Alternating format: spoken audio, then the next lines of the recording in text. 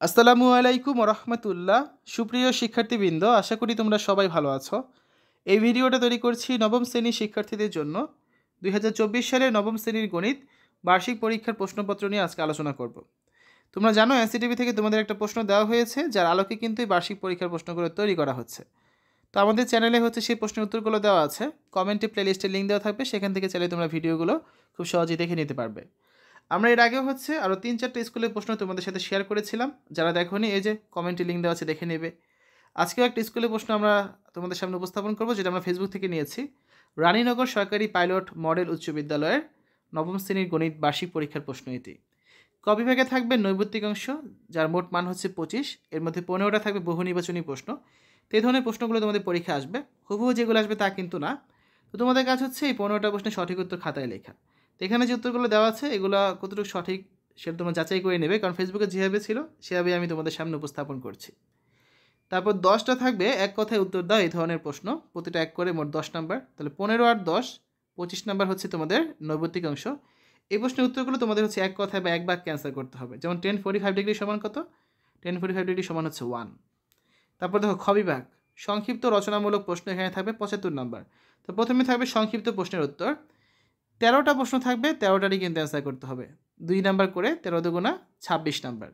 So এখানে তোমাদের যে অধ্যায়গুলো রয়েছে, প্রতিটা অধ্যায় থেকে কিন্তু প্রশ্ন থাকতে পারে, এবং এই স্কুলে যে প্রশ্নগুলো এসেছে প্রতিটা প্রশ্নই কিন্তু এখানে ইম্পর্টেন্ট প্রশ্ন। সো অনেকগুলো তোমরা হুবহু কমনও পেয়ে যেতে পারো।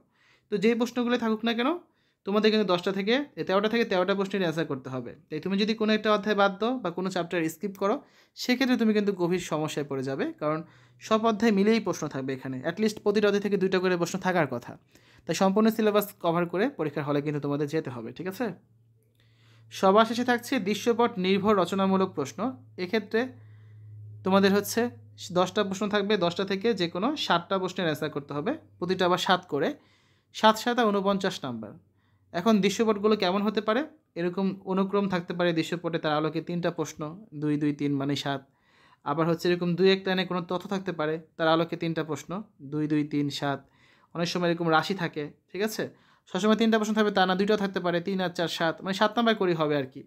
তারপর এরকম ঘটনা থাকতে পারে কোনো, অনেক সময় দেখবে ছবি আছে, তারপর কখনো রাশি আছে, তারপর নিবেশন সারণী আছে, উপাত্ত থাকতে পারে, এই দেখো চিত্র আছে। তো যাই থাকুক না কেন, তোমাদের কাজ এই 11 সেট প্রশ্নের দৃশ্যপটগুলো ভালো করে দেখা, তার মধ্যে কী কী প্রশ্ন আছে সেগুলো দেখা, তারপর নির্দিষ্ট করা যে তুমি কোন 7 সেট প্রশ্ন অ্যান্সার করতে চাও, কারণ 3 সেট প্রশ্ন এক্সট্রা রয়েছে। তো নির্দিষ্ট করা হয়ে গেলে তুমি তোমার পছন্দ মতো অ্যান্সার করা শুরু করবে। তো শিক্ষার্থীরা, এতক্ষণ আমরা নবম শ্রেণীর গণিত বার্ষিক পরীক্ষার একটা স্কুলের প্রশ্নপত্র নিয়ে আলোচনা করেছি। আমরা আরও কিছু স্কুলের প্রশ্নপত্র সংগ্রহ করব, সেগুলো তোমাদের সাথে অবশ্যই শেয়ার করে দিব।